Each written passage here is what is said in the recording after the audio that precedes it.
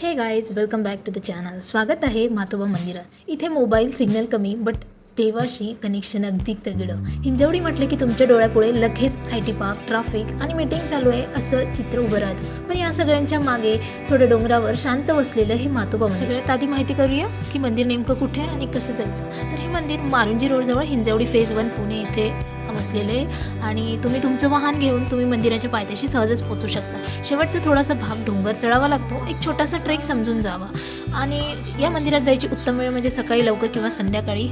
अगदी छान असं इथे ॲटमॉस्फिअर असतं. तर तुम्ही बघू शकता हे आहे म्हातोबा मंदिर आणि हे आहे म्हातोबा देव, ग्रामदैवत आणि लोकांचा रक्षक देव. काही भागात यांना भगवान शिवाचा स्थानिक रूप मानलं जातं. मंदिराची रचना अतिशय साधी पारंपरिक असं मंदिराची रचना आहे. सभोवताली ओझरी झाड, इथे खूप सुंदर असं मोठं वडाचं झाड सुद्धा आहे आणि वातावरण तर काही विचारूच नका, एकदम गावातील लोक इथे नित्य नियमाने पूजा करतात. विशेषतः संक्रांती, पोळा, वटपौर्णिमा यासारख्या सणांमध्ये येथे उत्सवाचे स्वरूप असते. इथे दत्तात्रयांचे जणू देखील तुम्ही दर्शन इथे घेऊ शकता. तसेच इथे महादेवाचे सुद्धा छोटेसे मंदिर आहे. जर तुम्ही नेहमीच ऑफिसच्या स्क्रीनशी गोंधळत असता तर एकदा इथे येऊन फोटो क्लिक करा. हिरवळ, सूर्यास्त आणि मंदिराचं पारंपरिक सौंदर्य एकदम इंस्टाग्रामवरती.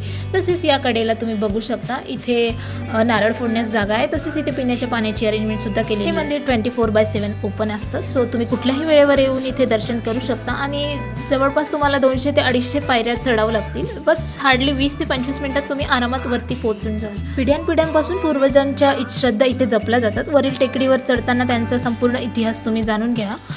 तसेच या बाजूला उजव्या साईडला तुम्ही इथे देखील गाडी पार्क करू शकता. अर्ध्यापर्यंत 2 व्हीलर किंवा 4 व्हीलर तुम्ही वरती आणू शकता. जर तुम्ही निसर्गप्रेमी असाल किंवा ट्रेकिंग लवर किंवा इंस्टाग्रामवर नवनवीन ठिकाण शेअर करणारे असेल तर हे मंदिर तुमच्यासाठी एकदम परफेक्ट आहे. जिथे पारंपरिक वास्तुशिल्प बघायला मिळेल, निसर्गरम्य पार्श्वभूमी, तसेच भक्तिभाव, शांतता, एकदमच शहरांच्या गोंगाटापासून दूर एक शांत अशी टेकडी म्हणू शकतो. मनोमधुर वातावरण आणि ग्रामदेवतांचं स्थान, एक छोटासा ट्रेक आणि त्या बदल्यात देवदर्शन, हिरवळ, सूर्यास्त आणि पारंपरिक रचना योग्य एकदम फोटोसाठी.